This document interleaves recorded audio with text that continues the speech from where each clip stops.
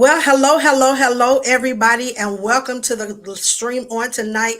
I am definitely excited on tonight about this conversation piece. This is Rescue Refine Coaching and Counseling, and I have an amazing, I'm telling you, you are in for a treat.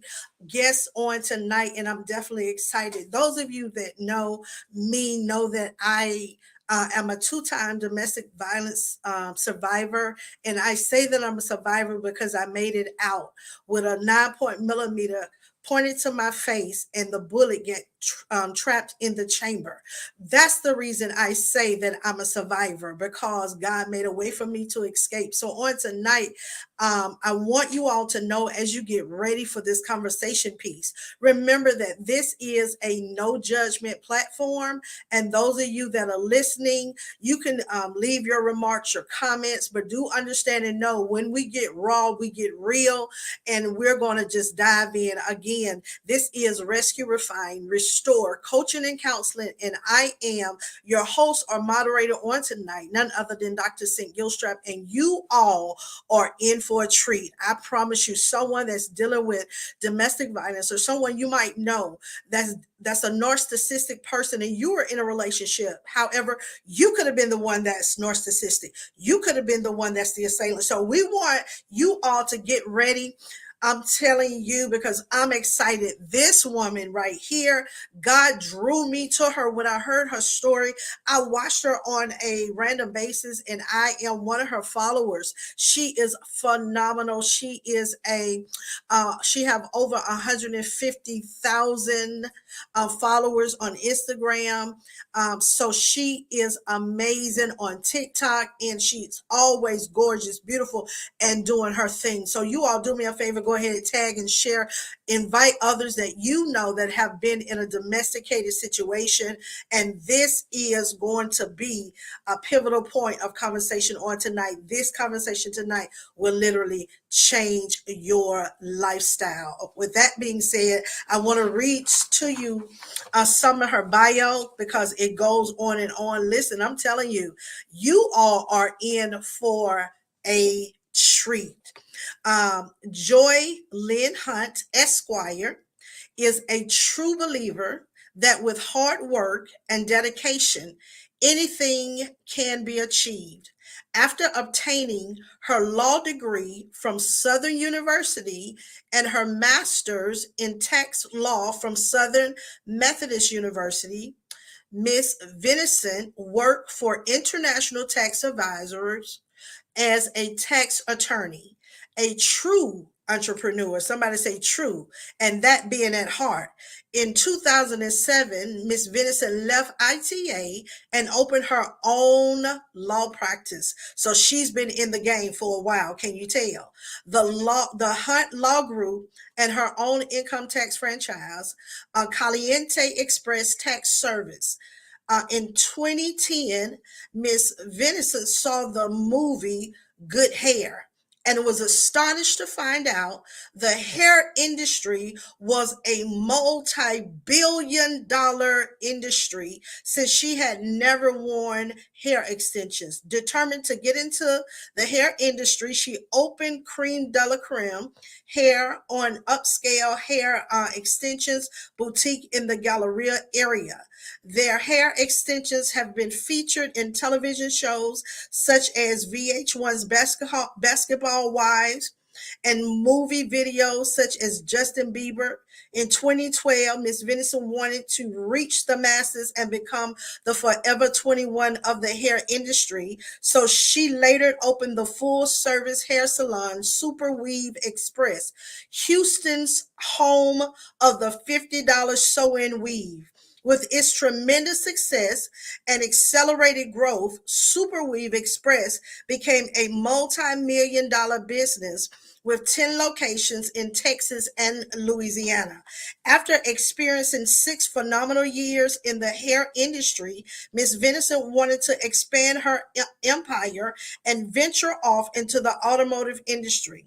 In 2017, she co founded Hollywood Motors, a car dealership that has grown into a multi million-dollar business in less than 2 years. In 2018, she broadened the Hollywood brand to include Hollywood Insurance and Hollywood Collision. With a passion to help entrepreneurs, Ms. Hunt started the first credit and Bureau Group in 2020 to provide affordable, somebody said affordable business and legal resources that help entrepreneurs legally start and grow their businesses. She also teaches entrepreneurs how to protect their assets and obtain business funding through grants and business credit. Ms. Venison has a son, Corey, 9 years old. She is also a member of Psi sorority, Kappa Alpha Psi, Kappa Alpha, wait a minute, Kappa Alpha Kappa sorority. I got it right. So with that being said, I'm telling you, you all get ready. As you heard her bio, she is a multi-millionaire. She do not have time to play, and we going straight in. Listen, I watch her videos, and she have a wonderful, wonderful spirit. It takes a special person to draw my attention, and she is a special individual, which captured me when I sent the email out to her, and she gave me a yes. I was so overjoyed and overwhelmed. So with that being said, I'm honored to present to you all and to introduce to others and present to some, introduce to others, none other than Joy Hunt Esquire. Come on and put your hands together for her. Welcome, welcome to the platform on tonight. Hello, hello. How are you doing? I am wonderful. How are you? I'm awesome. Thank you for having me. Absolutely. Thank you for taking out your time to be with us tonight. I'm so excited. I've been thinking about this conversation and the direction it would go. And I'm telling you, I'm open and I'm ready to, I'm ready to dive in. One thing that I can say when I heard your story, as prominent as you are in the community, as beautiful as you are, as you have all of these things going on, outside looking in, no one would never think that this is a woman that has experienced domestic violence. But I want you to open up. I don't want to give you the first question. I want you to open up and share with the audience tonight the one thing mostly that you want to say to people that are in a domestic violence situation. We'll do it backwards. People that are afraid to come out, or Okay. someone that you can just encourage through your words. The first thing I would say is you may not realize that you're in a domestic violence situation because I always say, my husband never hit me. He never hit me. So he didn't hit me. So I'm not a victim of domestic violence. Okay. Now he shot at me. He threw perfume balls at me. He would chase me around the house with China, but he didn't hit me. So I'm not a victim of domestic violence. I think when you have to put the mirror in your face and realize that what I'm living in is not normal. Sometimes as a wife, like our job is to make everything okay, is to cover, is to, it's easier to kind of swoosh things under the rug, put the smile on. And we don't really want to acknowledge what's really going on in your life. Like, we were married for 10 years. We had successful businesses. I had slaved for so many years to, get our family to where it was. We had all these great things, and I had built this great life. I put all this work in it. And it's like, if you could just be a little nicer, if you just wouldn't throw things at me when you got married, when you got mad, if you just wouldn't like speed on the highway at 90 miles an hour or 100 miles an hour, then slam on the brakes, if you just wouldn't do those things, like, our life would be okay. And I keep thinking, if we could just get back to how it was in the beginning, Right. then everything would be okay. So the one thing I will want to let someone know who you're in a situation that is not healthy, but maybe you don't think it's to the domestic violent, Mhm. level. It's not going to get better, and they're Mhm. not going to go back to how they Mhm. were in the beginning. I think that's what allowed so much time for me to kind of stay, because you say through thick and thin and Yeah. good and bad Mhm. times. And, in the beginning it was good, and if we can just get back here, if we can just get back here, and 3 years go by, and then 4, and then 5, and it's not getting any better, and then you're getting more isolated. You don't have any kind of support system. You can't get your hands on any money. So how you it really just gets worse and worse and worse and worse. So the one advice I would say is, I hate to break the news to you, is not Mhm. going to get better. If you're with someone who's abusive, they're not going to get better. So you need Mhm. to make a move now. Mm, mm. As I'm listening to you talk, Joy, and I hope I can call you that with no offense, but Mhm. am I listening to you talk? That lets me know that domestic violence don't have a face. It Correct. doesn't matter how you look. It doesn't matter what's your nationality. Correct. Um, it comes in all shapes, sizes, and colors. And so for women that deal heavily, as you stated, with the financial situation, let me say this: domestic violence is not just physical, as you stated. We Correct. know domestic violence is verbal, it's financial, it's sexual, it's elderly abuse. And so all of those things culminate into being domestic. And so there are so many men and women today that feels like they cannot get out.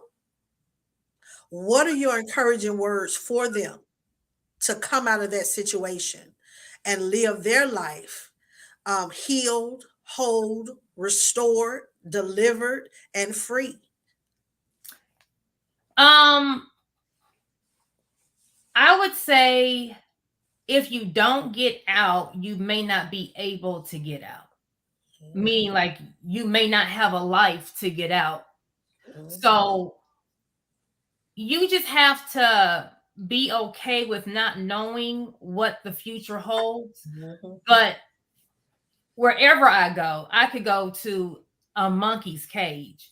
It's going to be better than where I am. I had a mhm. son, so it was kind of like, I the magnifying glass really didn't get turned on until I saw the abuse Come transferred on. onto my son. Okay, so Mhm. he got mad, and he took all my perfume bottles and threw them at me like he was pitching for the Astros. But I dodged them, so they didn't hit me, right? Or we're going to get mad and just yell at me. Whenever the abuse was to me, it was just like, he's just tripping. But when we start hitting my son in the head, when you start now just taking your anger out on an 8-year-old son, that's when I was kind of like, oh wait, we got a problem here. Mhm. Um, we don't want to think that we married someone that would hurt us. We don't. I didn't want to. I he he he couldn't hurt me for real. Like, that's why I kept saying, he just really couldn't hurt me for real. And when you when someone pulls a gun out on you Come and on. threatens your life, and your child is right there, and you're just like, oh, I missed all the signs, right? It's like, whoa, like, this person really tried to kill me. Mhm.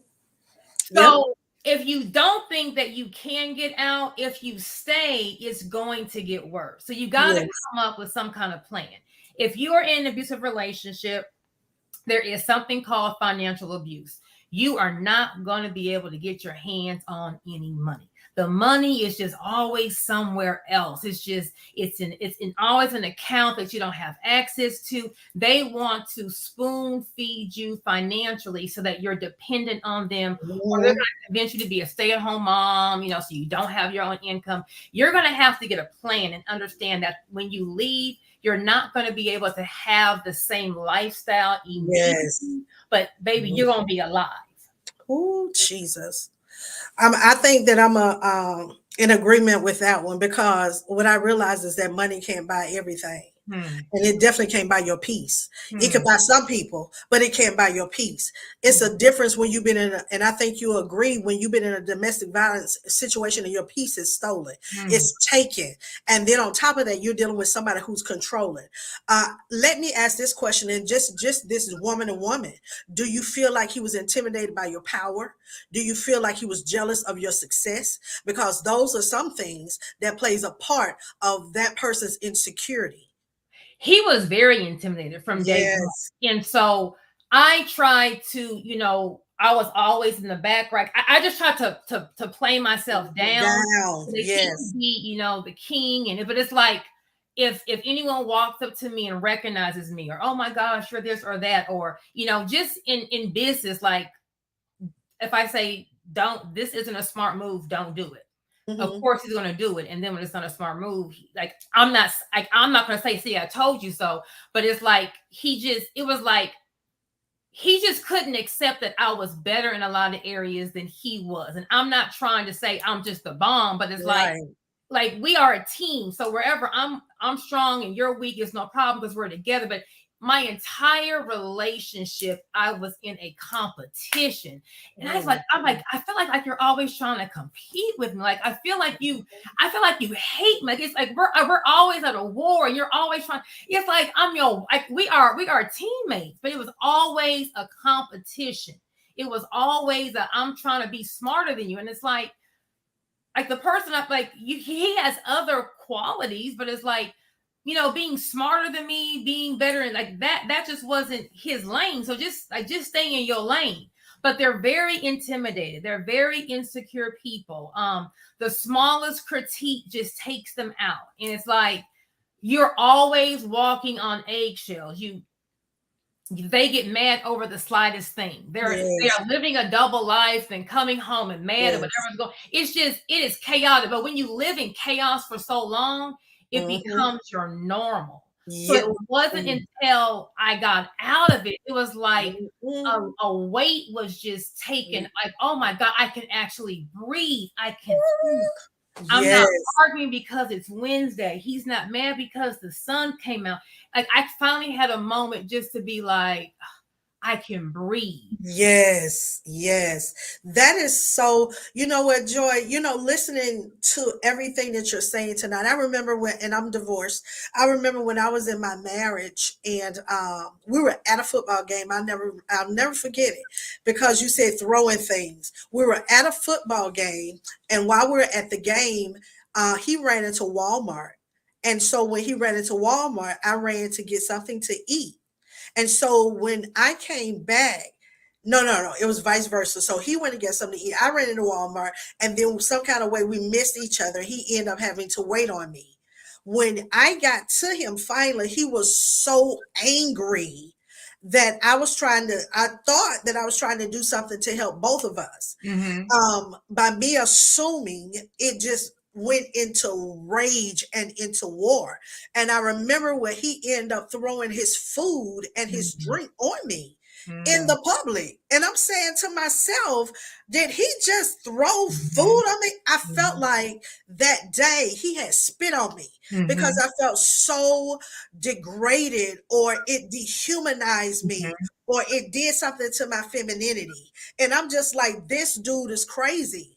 Why did you leave me? I'm saying, I just ran to the store to make Right. sure that we can do two things at one Right. time. I wasn't trying to leave you. But the amount of rage that he had was just unexplainable. I can go back to actually say the fact that a lot of men deal with low self esteem because either they were abandoned or rejected by their father, or they had too much time alone that they lost themselves in the midst of it. And so now they're dealing with identity crisis, because why would you get so angry, upset to the point that you felt a need to throw food and a drink on me in Mm-hmm. the public? I was so humiliated. And as you were saying, I'm thinking about it now. I hadn't thought about it since, I've been talking about domestic violence in October, but still the fact that you would go to that extreme. A lot of people, men and women, please understand we're here to talk about both parties, men and women suffer with low self-esteem and have an identity crisis. So what they try to do is overpower the other person and take control over them. And so I remember even in relationship that I was in that was domestic, when I went somewhere, it was just horrible. I didn't like to go, with my ex because I didn't know, if he was going to start snorting cocaine or he going to start drinking or, what type of, what I was going to get out of that. I had no idea. So it put me in a very uncomfortable position. So when we went out together, it was always I'm on guard because I did not know what his capabilities were, what he would actually do. And I don't know if anybody else is listening, but as Joy has said tonight, and we're going to go even deeper in the conversation, but what she has said is that she had to wake up because now her child is being abused. How many women that are listening tonight, you know that your child, and I'm going to take it even deeper, Joy, your child not only is being abused, but they could be physically abused, they could be sexually abused because, again, these are some people, and this is some trauma that people never dealt with. Now they have an identity crisis, and some of it has to do with sexuality. And so rage is coming out in so many different forms. And so tonight, we're trying to say and do whatever we can to help the majority of people that are listening on the call tonight. At what time, Joy, did you say enough is enough? The gun. I'll say before the gun. I moved out of the house in October. Everything kind of came. We were kind of like on the brink. Like I would say we had a good 2 years of just hell, right? It was just like he's not getting better. To me, I would say like I don't even know who you are. He just got ghetto. It was like he would just be so ghetto. He would just say the loudest, rudest things. He calls all women bitches, right? So we'll be at the dealership, at work, with the employees. What that Cadillac bitch want? What that Buick bitch want? And I'll be like, Corey, we have females that are working for us. It is so disrespectful to call a woman a bitch. But he knew it bothered me. Now, he wouldn't call me a bitch, but he'll call every other woman a bitch. And so whenever I would say, don't do that, he would just do it more. So then I would stop saying, I would then not say don't do it because I knew that he knew it aggravated me. But now, like, you're saying this in front of your daughter. Your daughter is going to grow up thinking it is okay for a man to call her a bitch. Look at these white bitches. And it's like he just got more ghetto. And I was just like, do I leave? Like my in-laws, they live with us. They were happy. My kids, like everyone had a great life except for me. So for a while I said, but I don't have to be happy. Like I don't have to be happy. I can just do this time, get the kids out in college, but it just got worse and worse and worse. So end of September, I found out he was having multiple affairs with some little girls that used to work for us. And I was like, you know what? Like, all right, I'm gone. So I moved out. We're still working together, but as I said, if it's not dealing with, with Deuce or the business, like I don't want to have any conversation. I'm trying to be as grown and professional. He wants to go on lunch dates. He wants to date and he wants to go out. And I'm like, look, I'm not trying to be mean, but like, I'm done. He didn't really think I was done. Right. So I thought I was done when I move out the house and get a new place. Mm-hmm. All the communication stopped when he shot at me. So we're at the dealership, a normal night, and he was just like, well, what do you want? And I said, well, Corey, I don't want anything. I don't want any child support. I don't want any spousal support. When I have dues, I'll take care of him. When you have dues, you take. I wasn't tripping. Like, if you want to go on here and be with some 27-year-old girls, like, go live your best life. That's not what I want. I'm miserable. I'm doing all the work. Like, baby, you aren't making my life any easier. So, baby, I'm okay with us separating. I said, but you did take $80,000 out of the account a couple months ago. And if I knew you were doing all what you was doing, I wouldn't have said yes. So I just think it's whether you give me 40. And he just snapped. The rate. See, they go from 0 to 100 like Yes. this. I'm not cussing at him. I didn't call the girl. I know 3 of them. They used to Girl. work for us. Wow. I'm not doing nothing to hinder his other life. Like, if go live your best, I'm not tripping. He said, "Oh, you think I'm about to pay you some money? I'll kill you before I give you some money." And he pulled a gun out and shot it. And I was just like running out the dealership. I'm running down 59, boohoo crying, calling 911. And in my mind, I'm like, I know this person didn't just try to kill me. Shoot at me. Yeah. I know this person who just, I found out you're having all these affairs. I didn't do, I didn't bleach no tire. I didn't bleach any clothes. I didn't call nobody. I'm not trying to, I'm keeping it so classy. Cool. I just pack up a couple of my things. I'm not taking the furniture because we got to sell this big old house. I'm not doing anything to rock the boat. And it's like, dang, I'm being so grown and so professional. And you have the gall and audacity to pull a gun out. And that's why I said, Joy, you the problem. See, I'm still here. You come on. Come on. You here. Come on. And so once I took the accountability to me, because for 10 years, I'm waiting for him to change. Yes. Come on, Joy. For 10 years, if he would just be respectful, he would just not be angry, if he could just be a loving, we keep putting the responsibility on them, waiting for them to change. When are we going to say we need to remove ourselves? Yep. But don't give me too much credit, because my son witnessed everything. And so I said, Joy, if this man just shot a gun 5 feet from his own child, come on, you are now endangering your, like, bitch, yes. You tripping. So I was like, yes. I'm tripping. It's me. It's me. I don't know what's wrong with me. I don't know why I said, I don't know. But come on, you need to go. And I knew something was wrong with me because I'm in the back of the police car and they're like, do you want to press charges? And I'm like, the first thing that came to my mind, I said, I don't want to be responsible for putting my son's father in jail.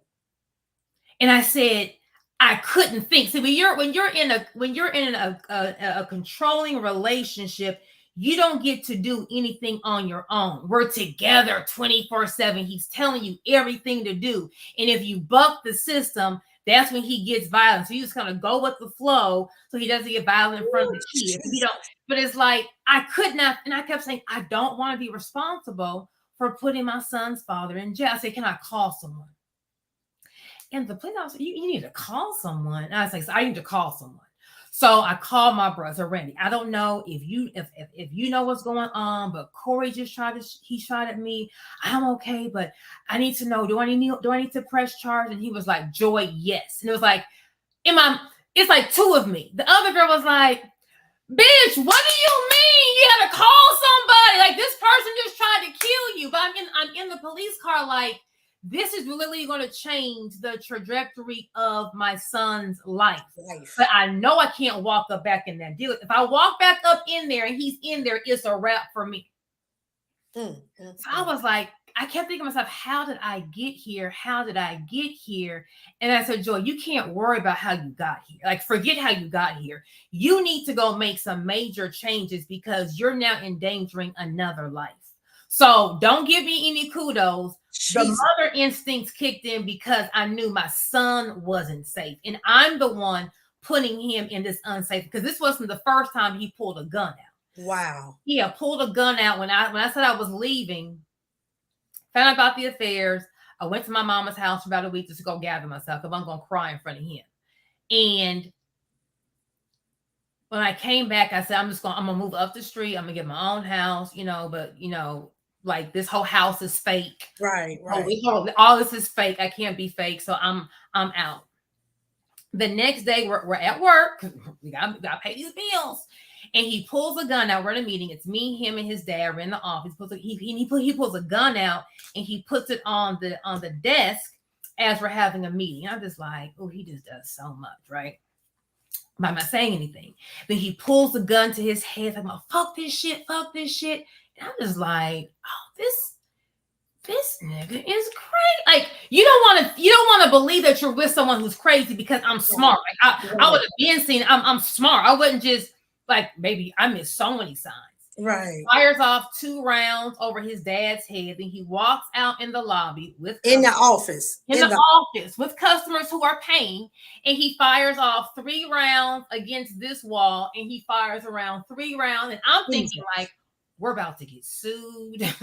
These people about to come after us. I cannot believe he is doing this. And it's just like, what is wrong? Like, you're the one having these affairs. I'm saying, okay, go live your best. Go be with them. Go live your best life. What are you shooting? Like, who's just shooting in a business? So that was my first sign of something's not right. So that's when I was like, well, how am I going to leave? Because whenever I show strength, that's when the violence comes to kind of push me back down. Right, right. So I said, I got to get a plan. I can't keep saying I'm leaving. I got to kind of ease it. So I'm now trying to get my hands on some money so I can have something to leave with. Wow. Can't touch more than a couple $1,000s. It's just, I get a card to one account and all of a sudden the money's transferred to another account, but it's always a reason why you can't why you can't have it. Then if you ask too many questions, then we buck up. So it's like they use the force to kind of keep you down. Right.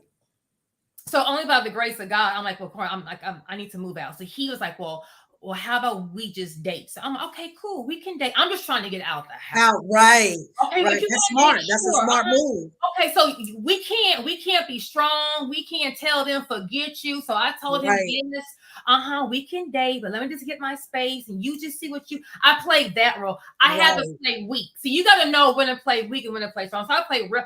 We can. Nigga, I ain't about to date you. Date you for what? You shot at me. Making all the money, doing all. I don't need you, and you being mean like nigga. Oh, but sure, able to get my things out, get my little place. So now I'm at work. So that was the first night that he really realized, oh, I didn't move out today. I moved out to leave. So that I think that's what triggered him. But I want to be like, nigga, you know I wasn't about to stay.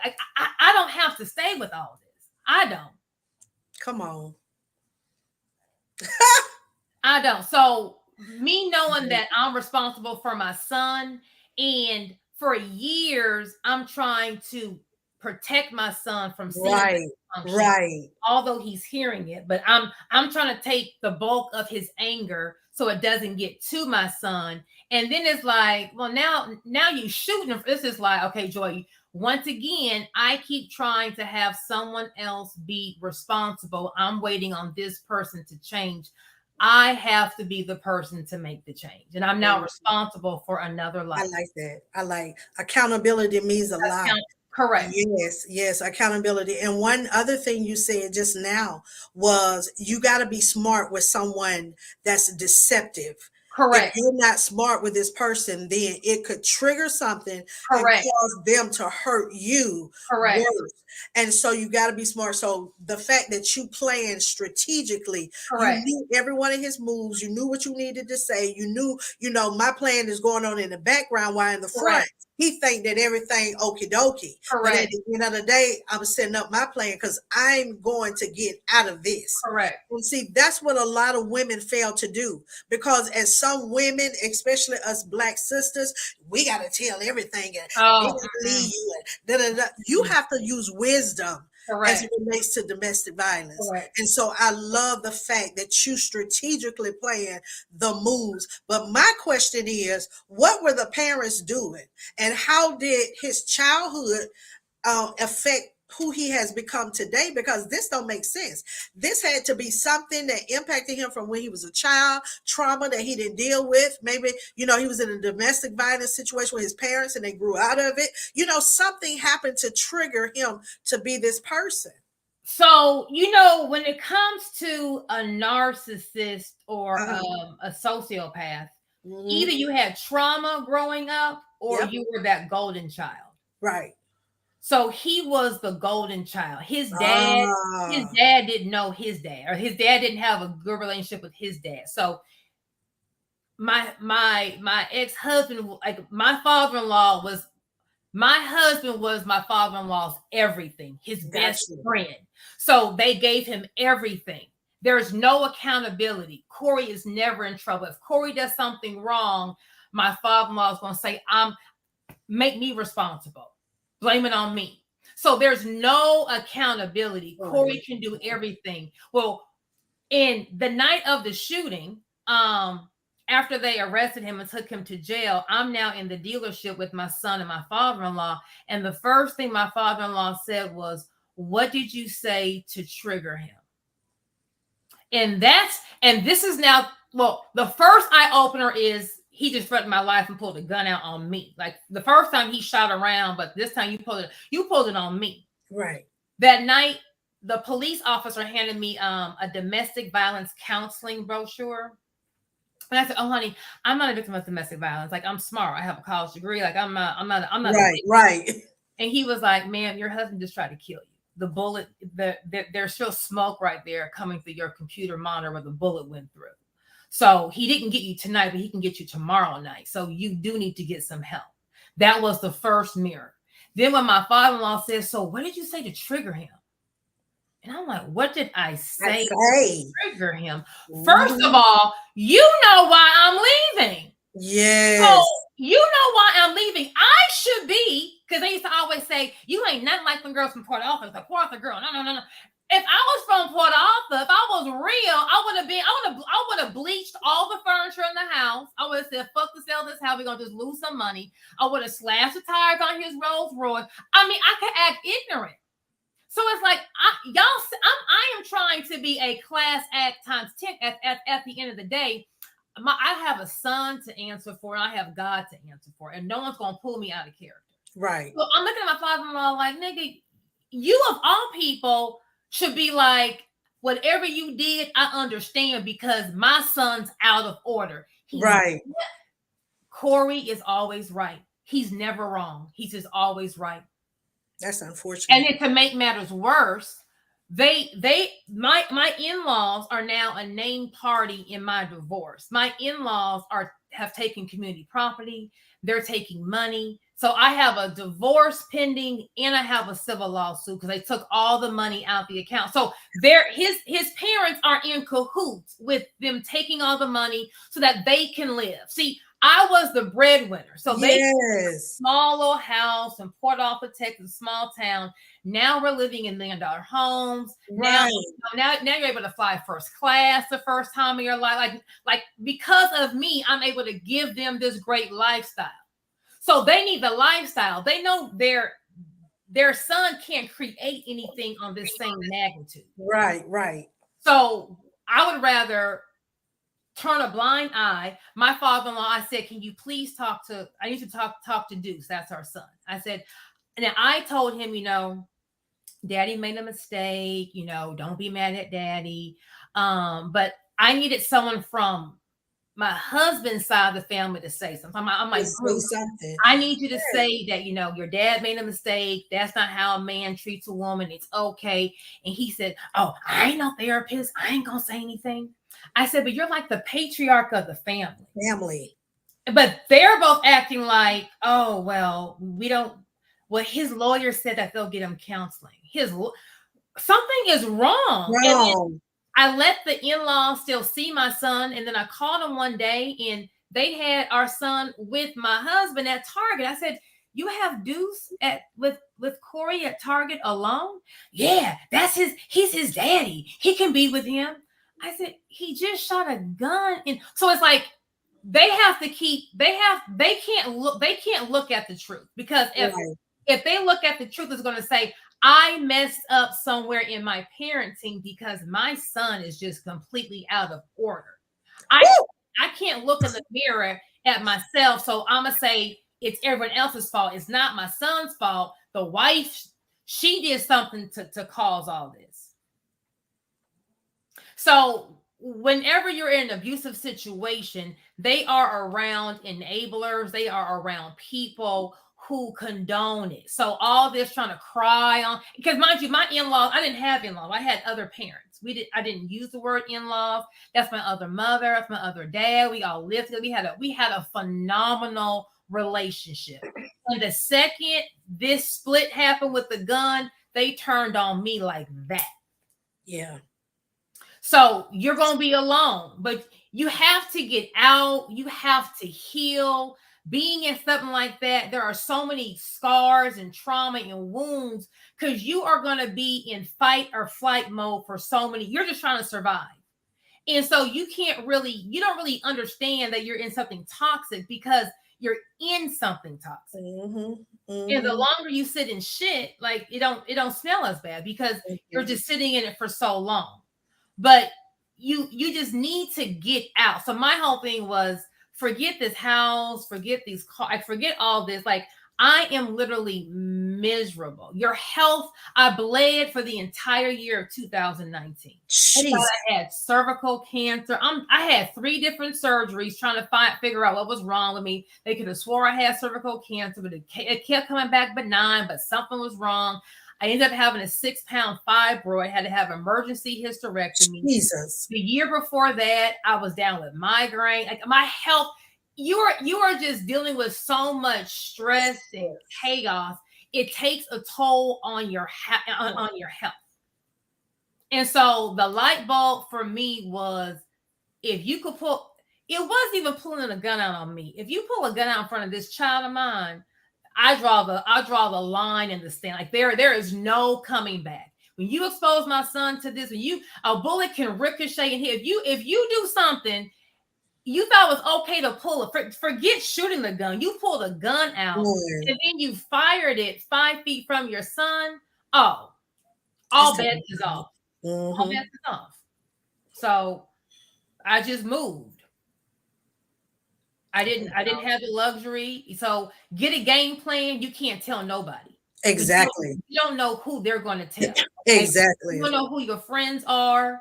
I just stopped talking to all of our mutual friends. Like it was like they didn't do anything to me. But my whole thing, like I have to just detach from the entire thing. I don't want to hear about what's going on. I don't want no one relaying nothing. I understand that I am going to lose a lot in this, but I need to break. I just need to break everything that was dealing with him. It had nothing to do with those, but I have to just remove myself. But you cannot tell them what you're doing. You have to play weak. You have to get a game plan, and you just have to get out. However you can get out, just get out. I'm listening to you, Joy, and I'm saying to myself, because a lot of people don't understand, you are beautiful, you're successful, you're multimillionaire, you have various streams of income, but looks has nothing to do with once those doors close and you don't know what's going on. People have no idea what's going on. When I was in my situation, I remember that I couldn't tell my family because, I had family that was working in government, that were politicians, that was in the church. And so when you're going through certain things, just like you say, you have to keep it to yourself because you don't know who to trust. But one thing you did was spark my attention yet again on the situation, because I remember when me and my ex got into it and his mom said, you just need to calm down and just wait till he calmed down. I said, he just put his hands on me and you telling me to calm down? Well, if you don't calm down, he's not going to calm down. So what you going to do? I'm looking at her like you're crazy because you condone him. Correct. And you literally, just like you said, you enable him, which is why he do what he do. Somebody need to stand up and say enough is enough. But Correct. Come to find out later on that his family or the environment he was raised in, they dealt with a lot of alcoholism. And so he ended up being an alcoholic. And so all of these things growing up, young in high school or whatever, young 20s or whatever, they were pressed down until he became a drug dealer. And then you get high on your own supply. And now we up 3 or 4 days and I'm watching you, and now it becomes so abusive that it's crazy and out of control. And so people, I don't know what it's going to take, but I remember even listening to the news one day. And the guy that was on the news told his baby mother, he said, call everybody and let them know that they will not see you again. I don't know if the family thought that he was playing or not, He said, call everybody. And they had their child. He killed the Mm, girl in a field across the street from where she lived and mm, called back and said, I did it. And mm, then took his life. The child lived, but took his life and killed the baby mother. mm. Domestic violence is nothing to play with. And Nothing. when people show you their signs, Yeah. then you better believe them. I Correct. think it was Maya Angelou that said, when a person show you who they are, you have to believe who they are. But it's amazing what you said was this. It's amazing how we'll continue to protect them. We'll cover them. We'll make sure, because we don't want to be talked about. We don't want to be brought to shame. We don't want to be embarrassed in society. People see us as this person or caliber of Correct. person, but at the end Correct. of the day, pain is still pain. One Correct. thing I've always said, that we can all, whoever you are, what color your skin is, we can all identify pain. Correct. Pain is pain, and it hurt regardless of what happens. It hurts. But when you know that you're under that type of pressure and you're dealing with that type of person, and I'm getting ready to ask you this question, then what do you do? How do you react? How do you respond? But the question to you is there a difference in a narcissistic person and a person that is a abuser with domestic violence? Is there a difference, or is there the same? Or are we just using a fancy word for now stating that it's control? What are your thoughts?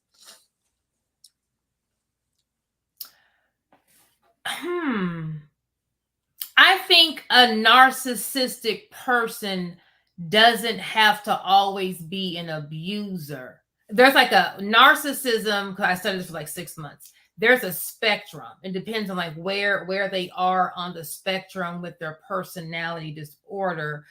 But an abusive person is also very manipulative and controlling. So I don't know. I'm sure there's some kind of overlapping, but a narcissistic person, and my ex is on that sociopathic side, like where like I will run over you and chew bubble gum and be happy all at the same time when they snap. The abuse, okay. There are some abusers who abuse you with force. I'm going to hit you. I'm going to fight you. Where a narcissistic sociopath like my ex, everything is about their image. So in public, I'm kind, I'm nice, I'm Mr. Hey, I can't hit you in your face because the bruise would show. I'm going to abuse you in another way so that it doesn't show, because I have to always look like the good guy. But I do think that there will be some kind of intertwine. It's all a mess. Like it's like whatever you want to call it, it's a mess. The problem is you as a person who's being abused. A lot of times you don't want to admit that you're being abused, because how I wouldn't be in an abusive situation. I planned my life out perfectly. I got my degree. This person wouldn't abuse me. He's just mad. He's just angry. Oh, we're going through a little tough time with money. So all that pressure on him is just too. We start giving all these excuses, because if we really looked in the mirror, like, baby, you picked the wrong one, it's embarrassing. I remember this is gonna be right before COVID hit. It was right before spring break. My mom and my daughter, I lost my stepdaughter in the divorce, but my mom and my son, my daughter, my mom, they were all out at some little bounce house. I'm at home, minding my own business, and he just comes home on something. A 30-minute chase around the house, throwing every piece of china at me. This was the first time I thought he was going to kill me. I'm screaming, Wow. Somebody help me! Somebody help me! And I end up finally being able to run out the front door, and his dad's driving in. I'm like, he's trying to kill me. Kill me. And so his dad just took him in the car and just drove him away. But now my kids and my mama on the way home, and the house looks like a hurricane hit. Wow. So I'm 45 minutes trying to sweep up all the broken glass, because he literally broke. We had a huge dining room, baby. Every plate, every saucer, every bowl, everything. It was to me 45 minutes to kind of get all the glass up off the ground. And when my kids walk in, my daughter's older, so Deuce about 8, so Chloe had to be 12. She was like, "What's all this glass on the ground?" I was like, "Oh, girl, I didn't get all." And my mom just looked at me. She was like, "You okay?" And I said, "I'm not, but I don't want to talk about it." Wow. And so I just packed up me and Deuce's stuff because Chloe was going home. I said, "Hey, let's do spring break in Dallas." And my mom was like, I said, "Mom, I don't want to talk about it." If I tell my mom what's going on, she's the kind of person, there is no return. Right. So before I just say what this is, let me make sure. But did it really happen?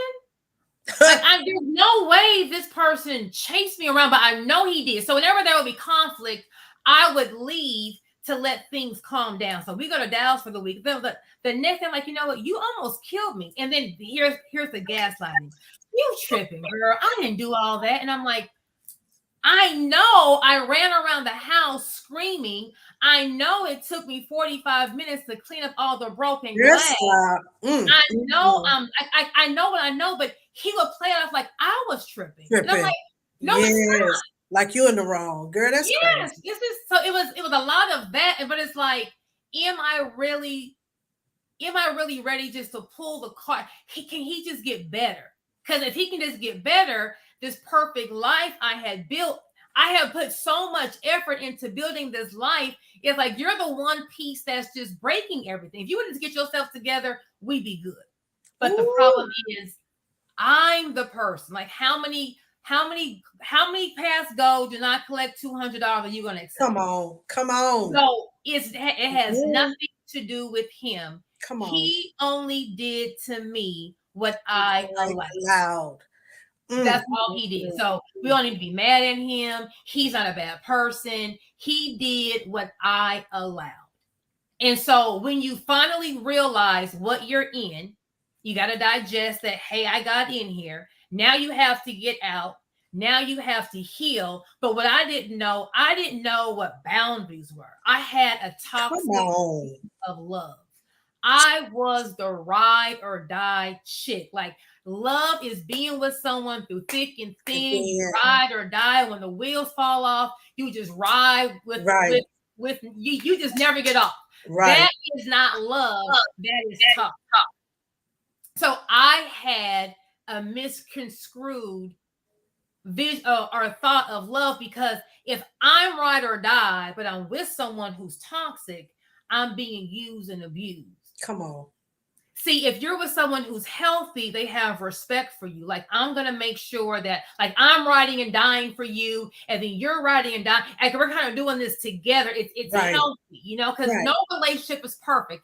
Everyone has ups and downs. We're going to get better. But at some point in time, you got to realize this is not getting better. Come on. And so you as a person have to have a do not pass go, do not $200. So if you cross the line, that's it. You aren't being a bad person. It's because I always thought if I put a boundary up, then like I'm just being a mean person. Well, no, the boundary is to protect you, to protect your sanity, to protect your mental health, to say, I am not going to allow you to treat, I'm not going to be here to allow you to treat me this way. See, if as long as I'm here, you can keep doing what you're doing.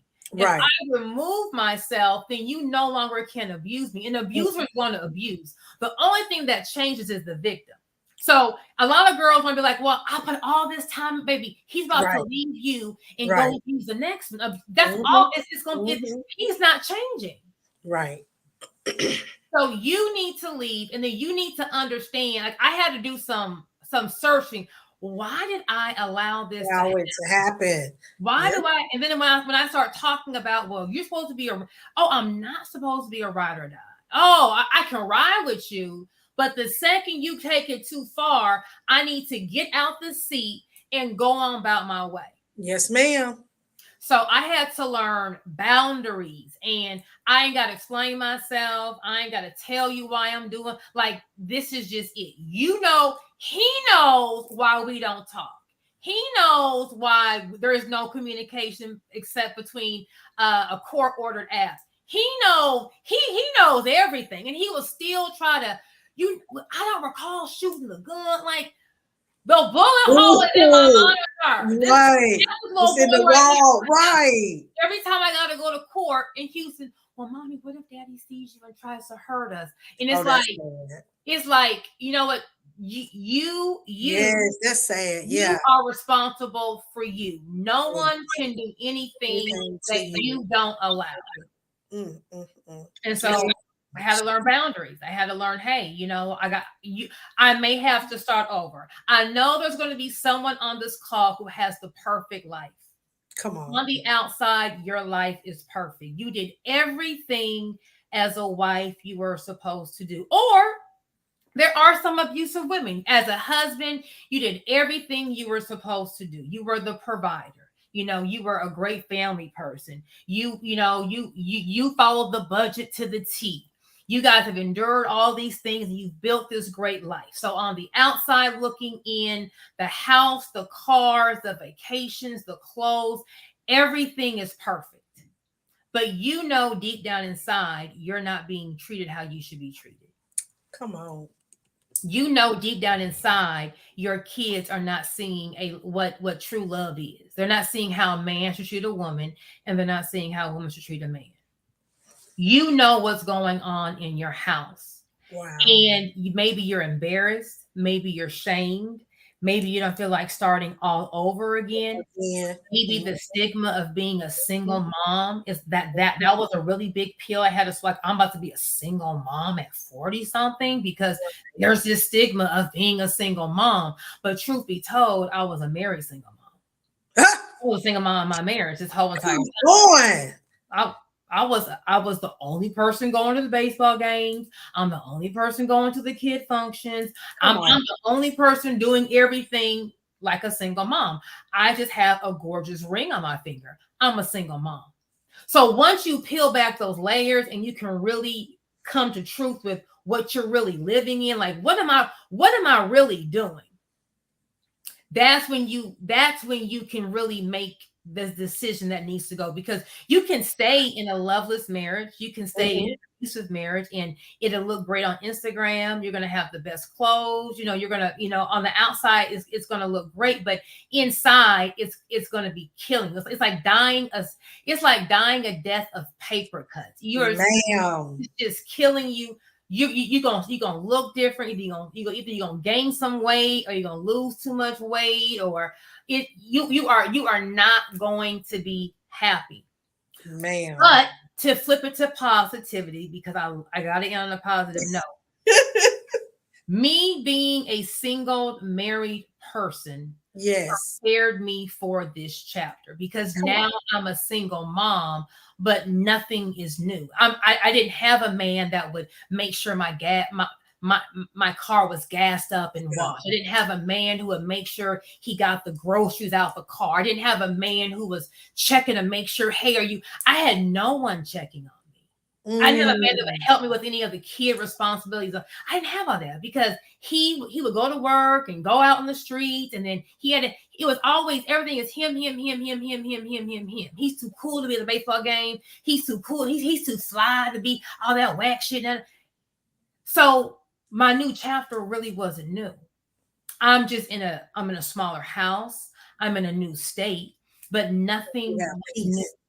So it was like God was preparing me for this chapter all along. So, oh my God, I had this horrible baby. God was training you, because he knew maybe this connection with my husband was just for me to have my son, and that was it. Wow. That is amazing. You have an amazing story. I'm telling you, I would love to do a part 2 with you. My question to you, are you going to do a book? Are you going to write a book? You know what? I am waiting to sign my divorce decree. And then once I sign my divorce decree, I can entertain, other things of what I can do. Yeah, I think your story is definitely helpful, because at the end of the day, and I'm honored that you came on the call with me. But a woman of your caliber, your status, being an influencer in society, we never see or get to talk to one-on-one women such as yourself. Are you hearing me? People say, because I have titles on my name. People say, bishop, apostle, whatever I am. We don't think these things of you all, because when we see you all as untouchable people. But you Correct. have to understand that all of us are human beings, and we deal with things and we go through things. And sometimes, just like you said, it's hard to tell the story because of who you are. But my hard question for you, I know what mine is, but my hard question for you is, what do you think inside you that attracted you to this type of person unknowingly? What was it about Joy, that one thing? You said, why I didn't realize, or why I didn't see this? Was it something in your childhood that caused or drew it? I know for me what mine was, because I was a molested child. So I was searching for love in all the wrong places, in all the wrong beds. I was searching for it because that's what I desired, to be protected, to feel like, I was, shielded. However, Mhm. I end up in the wrong arms because I had low self-esteem and lack confidence. But what was yours? What was that one thing that caused you to be drawn to this type of person? When you are dealing with a covert narcissist, Uh-huh. covert narcissist is not, they aren't grandiose. They are very manipulative behind the scenes. Mm. They play a role in the beginning. I Mm-hmm. am a true believer of a good love story. My toxic trait is I'm going to see the best in you. Gotcha. My toxic trait is when you show me your color, you didn't mean to show me that color. So let me get my pencil. Oh, You meant for it to be yellow. No, you want it the to be nurturer. purple. Yes. That my toxic trait is I want to see the best in In people. people. And I grew up a little sheltered, right? So I didn't know that there were just, there would be a person who would actually pretend to be someone, lie the entire time just to get that person hooked. And we got married very quick. We got married like within a year. We had businesses together within a year, and I was pregnant. Like everything just went so fast. I'm so in love Right. with you. You're perfect. You're this. You're that. So my toxic trait is one. Things. We got married quick. Don't marry quick. See, take some time. Go through all the seasons. See when someone's mad, angry, depressed. How do they act? So me wanting to repaint someone's colors once they show me, like when you show me the red flag, I can't color it orange. I have to, this is what it is. Although me seeing you like this is going to disappoint me, I can't just rewrite your story for you. That was my problem. And he pretended to be someone else for the person I married. And then over the years, I kept saying, "You're just so ghetto." But it was like you can only wear a mask for so long. You So can only long. for Yep. so long. And then when your true colors come out, it's like, well, I'm married, I got these kids, and this and that. And so one of the main reasons why I came out with my story is because I know there's other people like me out there. That's it. I know there's other women out there in the $1 million That's homes, it. with the luxury cars, with the great lifestyle, who Mm-hmm. are literally dying inside. Jesus. And you do not have, no matter how great your life is, you can make another great life. You will have to start over, because when you leave a narcissistic or a toxic person, they're going to take everything, Mm-hmm. but you can do it all over again. So when you think of someone who's experienced domestic violence, you're thinking like a stay-at-home mom. You're not thinking someone that will, have, degrees or educated, or, I wanted to bring in light that domestic violence, it happens in the gated communities. Come on. It happens with people that have Yes. college degrees, law degrees, medical. I mean, it happens to us all. And Yep. so anyone who has a similar story to me, Yep. is you can get out. Yep. You aren't stuck behind the marriage and Talk about it. built. you can get out and then just be healthy and start over. Yes. So you're healthy and start over, God's going to bless you quicker because of all what you endured. Yeah. You have to be, I think it's Fantasia to say you have to be ready to lose in order to gain again. Correct. You have Correct. to be able to walk away, because even in my marriage, when I got divorced in 2015, I left everything. I said, you know what? I want my peace. And that's one thing money could not buy.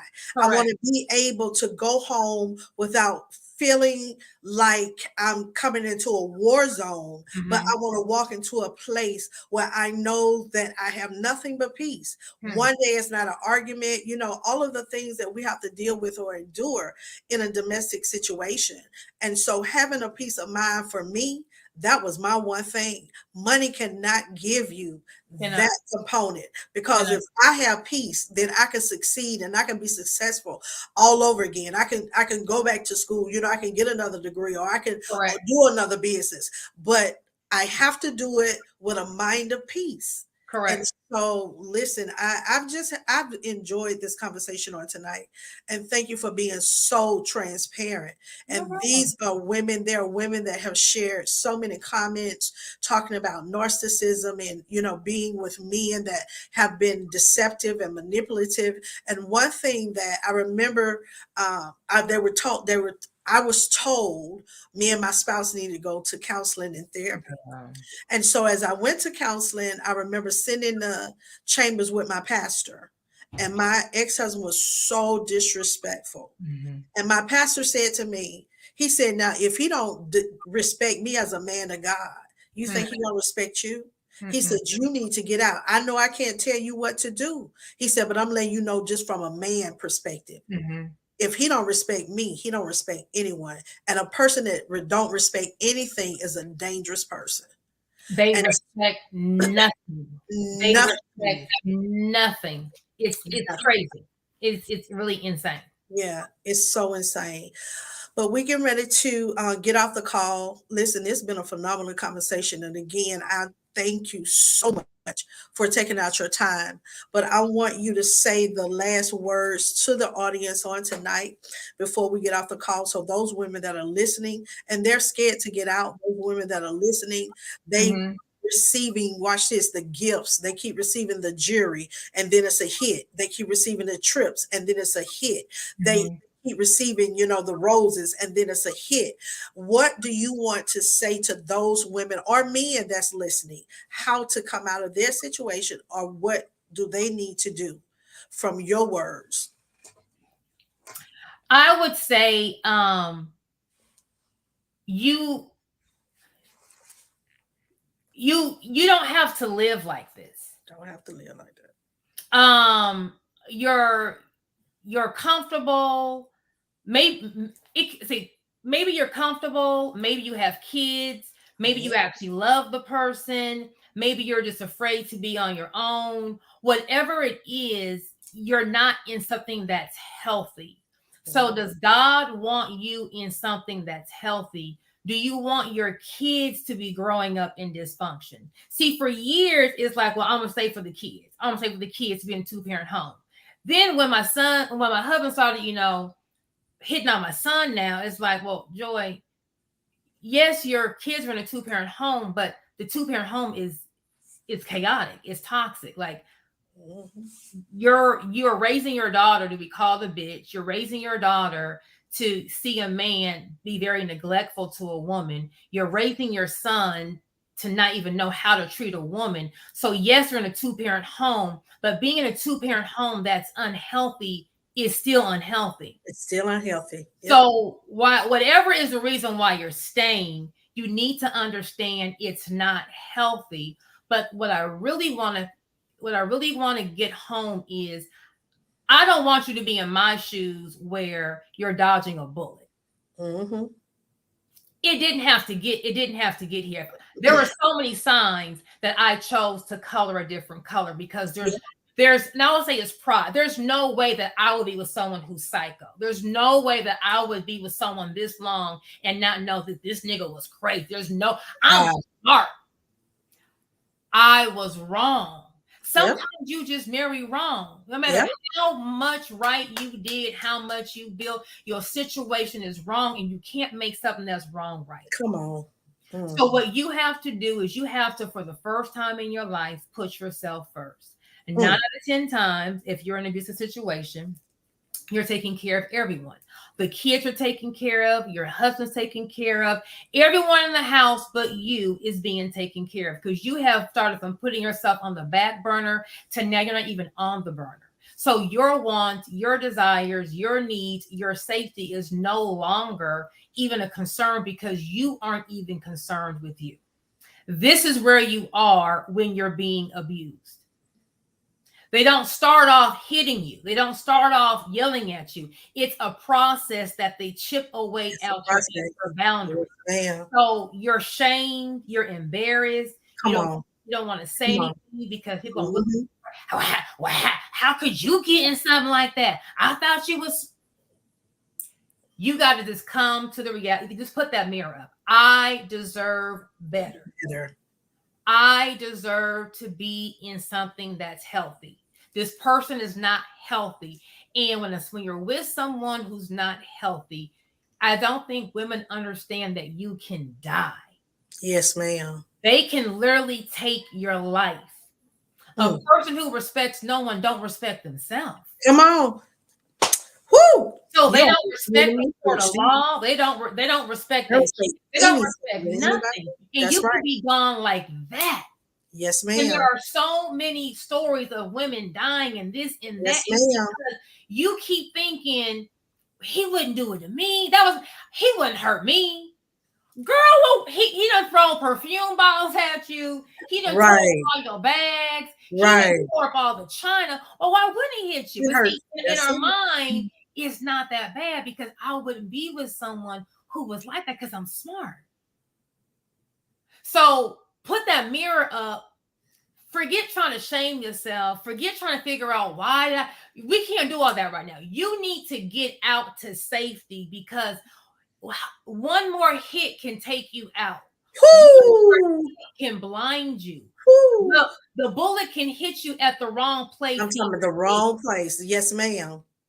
And depending how crazy they are, they will do things just to hurt you. They will go for your kids. You have to get out. If you have kids and you want them to be in a 2-parent home, they are not in a 2-parent healthy home, and you know it.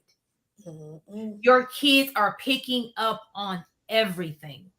I remember when I left, this is after the shooting, before I moved to Florida, I was taking my son to Waffle House. He loves Waffle House. And we had to pass where we were living at my husband's house, our house before, to get there. And so when we passed our house, he just said, "Mommy, are you going to get back with Daddy?" This may be about maybe 2 weeks after the shooting.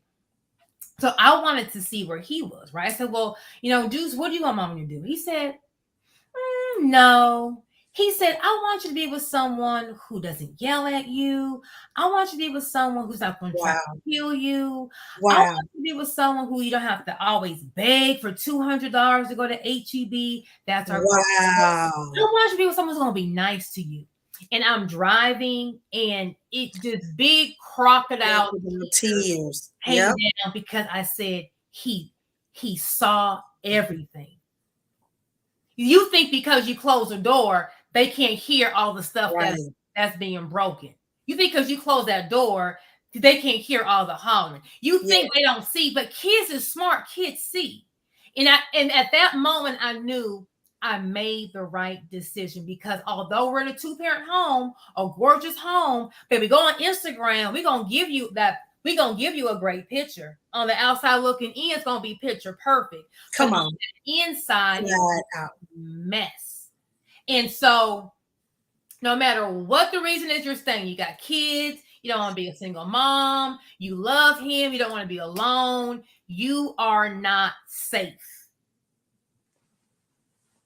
And either you can get out and live and start over, but you have a life, or you're going to be on the news. Come on.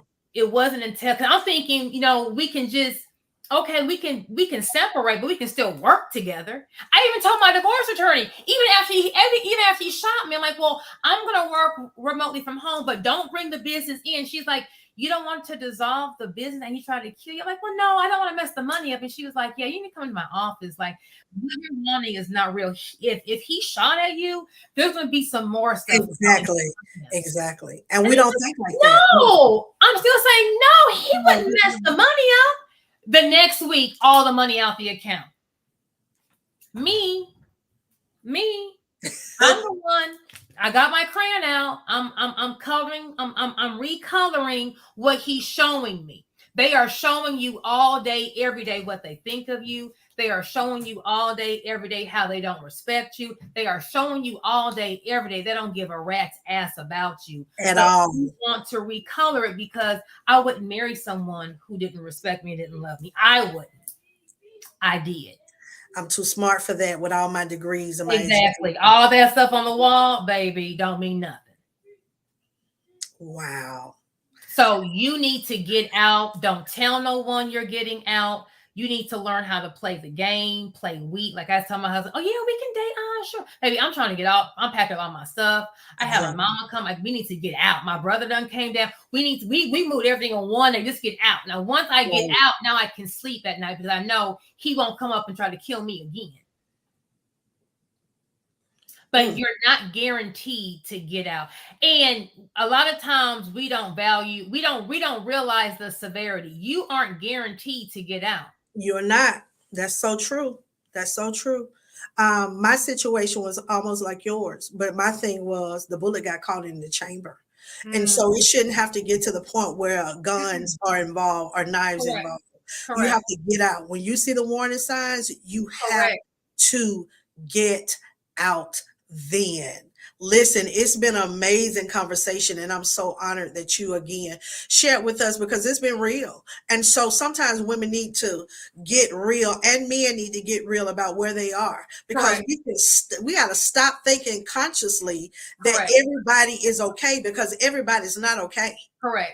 And we cover up things too much and pretend because he said he loved me. That's enough. That's not enough. Because just like you said, if you love me, then that's a level of respect. Correct. And so if you respect me, then that would show. Correct. And, you know, the Bible says this, that God so loved the world that he gave his only begotten son. He gave it because he loved him enough that he was willing to sacrifice. But a person that's not willing to sacrifice and they're thinking constantly about themselves is not a person that can love you and give you and show you purity and love the way it should be shown. Listen, I'm excited about this topic of conversation. I'm praying that you will come back again and finish part 2 with us, because I got you, girl. It's so, thank you, lady. It's just so much. And whatever we can do, regardless if it's domestic violence month or not, whatever we can do to help, I'm willing to do that. So that's why I invited you, because I wanted people to hear and to see another component as it relates to domestic violence. It's just not people, just like we said, there's ghetto or hood. No, it crosses boundaries and it crosses borders.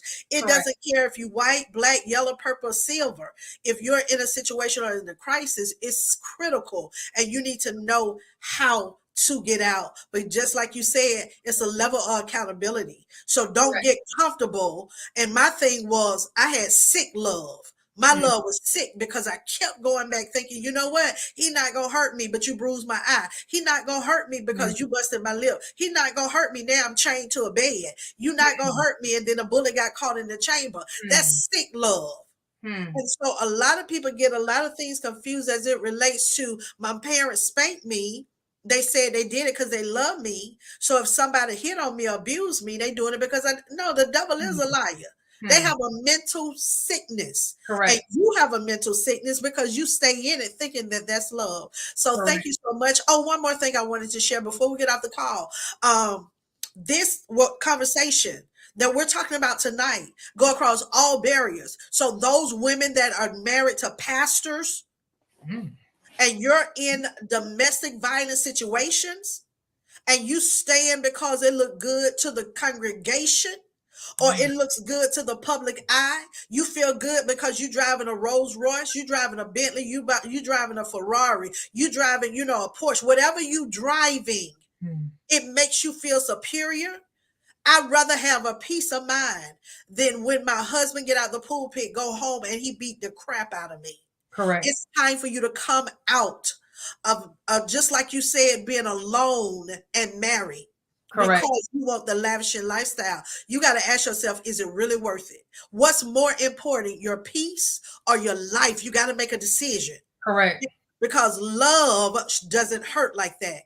And so I wanted to share that because a lot of people think that because you're a pastor's wife, that you don't go through anything. You show up beautiful in your beautiful hats or your nice cars. And no, it's so many. Let me help you all understand statistic wise. 75% of women and children are abused by pastors that are in the pulpit Sundays or Tuesdays or Wednesdays or Saturdays. And it's time for us to stop sweeping it under the rug and bring it to the forefront and help these people get healed because enough is enough.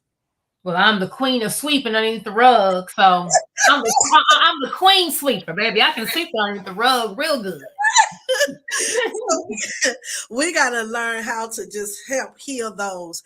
But thank you so much, Joy. Anything else you want to share with us tonight before we get off the call? You know what? If you are in a situation that you know you shouldn't be in, it is okay. We are not going to beat yourself up. We just need to get you out and to get you out and get you to a safe place. The safe place is not probably going to be as nice as where you are now, but what's more important is that you're going to get out alive. And if you have kids, we can get them out without seeing too much trauma, hopefully. Once you get out, we can always work on, how did I get here? And, forgiving yourself for staying so long and work on whatever was your toxic trait that allowed you to, stay in something that wasn't healthy. But we don't need to do all that now. We just need to get you out because it is not going to get better.